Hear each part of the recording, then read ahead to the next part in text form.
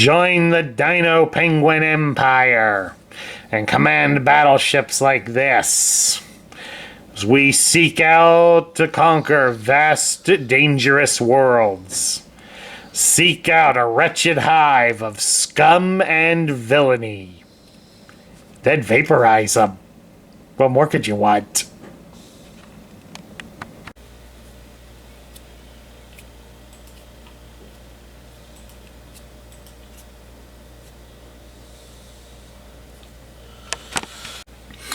Hello everybody, Sparkster1701 here. And for concluding the month, we're going to take a look at a figure that's been the face of the channel for a good while, but I haven't shown off. This is Galactic Man. Now,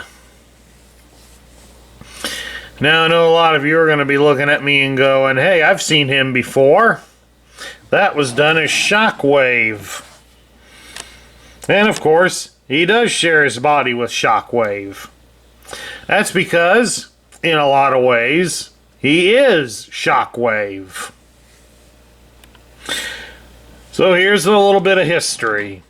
Right here is the 1985 version of Shockwave, Generation 1.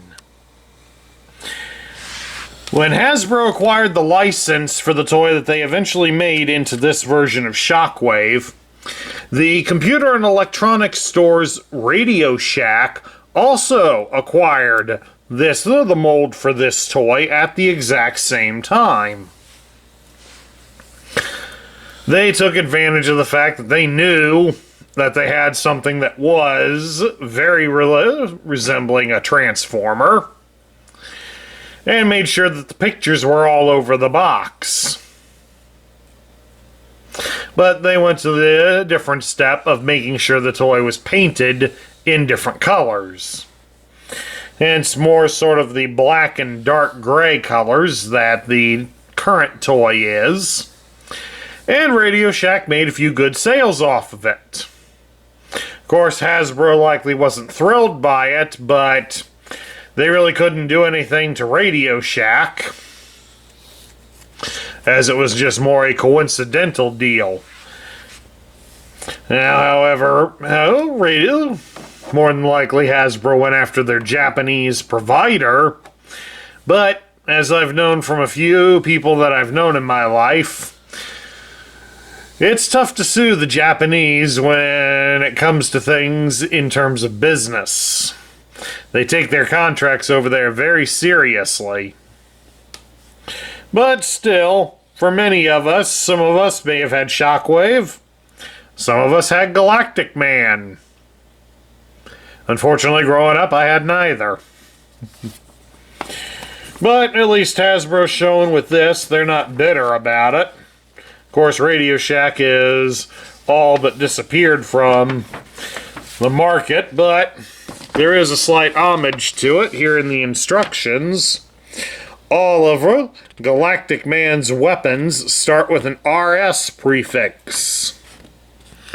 Now, I'm not sure what that might mean in Cybertronian terms, but I think it's a safe bet to say that the RS is for Radio Shack.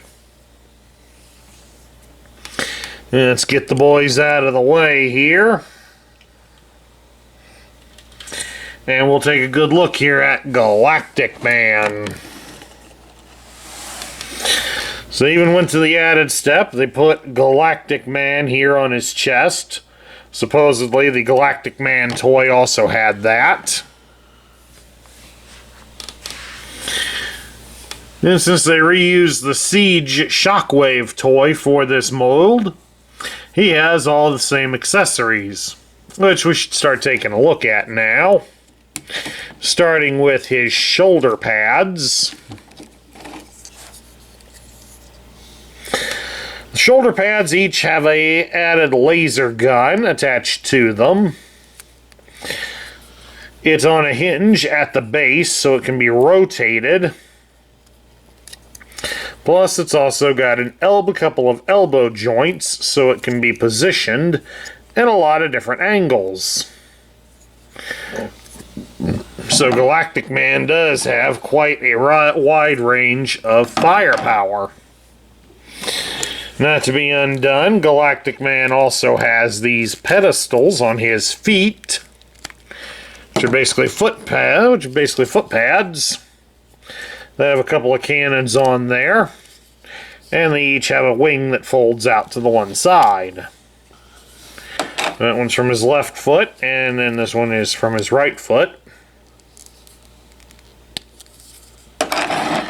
And then lastly, on his accessories, Galactic Man has this large piece, which attaches to his backpack.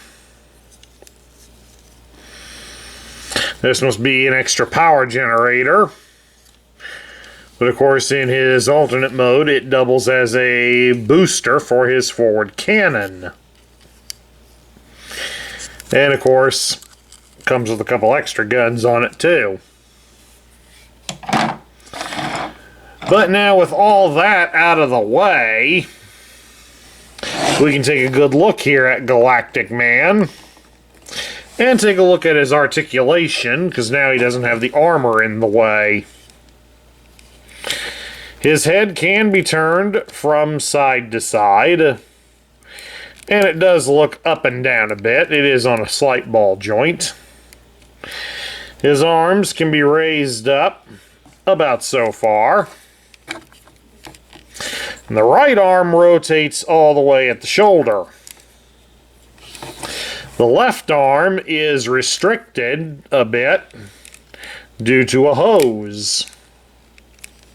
Because as you can see, he can tangle himself up in the hose.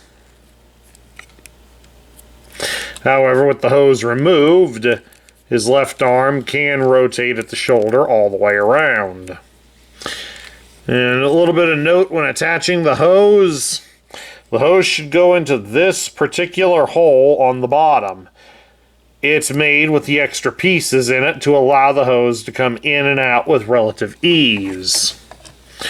If you plug the hose into any other hole other than the ones that are designated for it, it will go in, but it is a fight to get it back out. So do be careful if you decide to do that.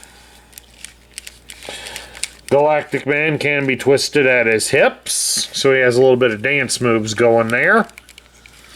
You can spread his legs apart into a full splits. Oh yeah, I forgot to mention on his arms. The arms do bend at the elbow 90 degrees, and he does have a swivel at the bicep. So he does have G.I. Joe battle grip, even though his one hand is a gun. He does have a thigh cut at his legs. You can raise his legs up at the hip 90 degrees, and you can bend him at the knee 90 degrees. So all in all, Galactic Man here does have quite a range of motion. Okay, let's transform Galactic Man here. And surprisingly, it's a very easy process. For starters, we come here and we pop the chest free and fold it down so that we can fold his head inside, and then we close it back up. Make sure you get the head in all the way so it will close. We come here to his backpack and we're going to separate it and fold it upwards like so. It's also hinged up here so that we can open it up. Open it up, there we go. And unattach the hose from the one arm. Then we can fold his arms up so that they go cover his head with his shoulders, but the arms stick inside here. You notice the gray bar should run in between his arms. And then you can close this down around the arms to hold them in place. We come down here to his legs. We're going to spread them out a little bit because we're going to turn them at the thigh cut all the way around. And then these pieces that are painted with the silver paint, they should pop free and fold upwards, like so.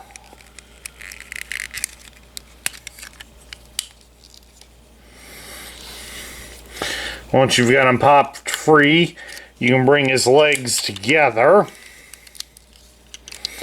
so they can connect here at the heel. And these pieces that are out should also connect. Now, before we connect things, we got one more thing to do. And that's fold the legs inside. Like that. Getting ahead of myself here. Then, put the legs together. Then put this piece together. And fold it up, and it should connect into Galactic Man's waist. And then we fold out these little flaps at the side, and you can connect the hose in over here. And there we have it.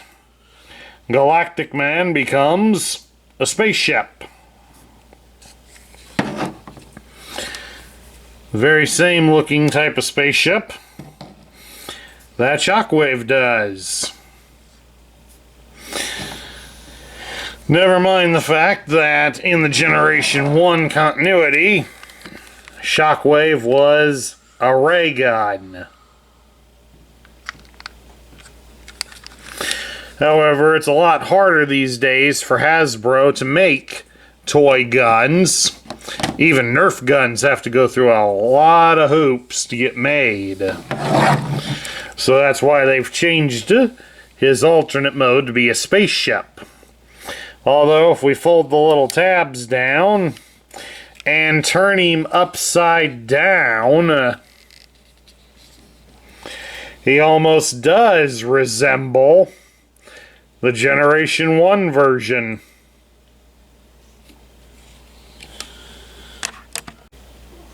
Okay, now to go along with all the extra pieces, we can enhance the spaceship design. First thing we're going to do is we're going to come up here and we're going to fold out the landing gear. That way it helps give Galactic Man some stability here. Then we're going to come here and take the back piece. We're going to spread it open a little bit. And of course down here we're going to fold out the guns.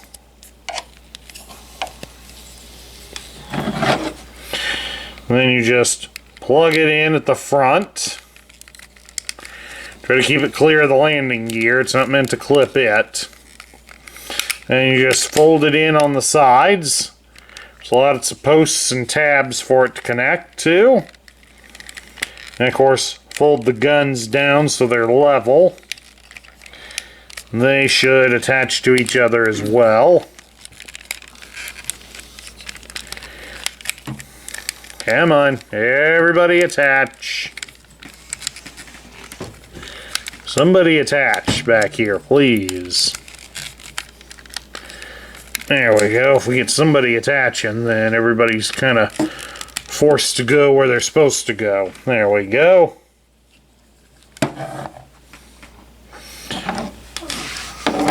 Then next, we'll take the shoulder pieces. You'll straighten the gun out. Turn it to face right here with this intake area. And then bend it at the top elbow. And it should secure itself snugly. And then you just plug it into the holes alongside the leg. They're set up so they only attach one way.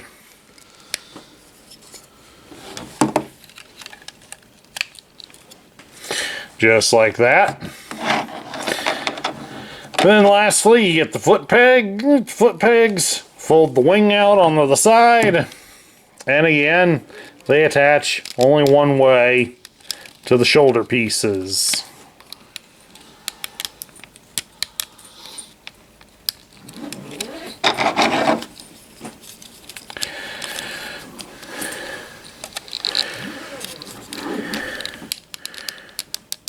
And there we go. And now Galactic Man is done up as a space cruiser that is ready to deal some war. Just as the same could be said for Shockwave. Of course, I'm going to put the fins back out. There we go. That's better.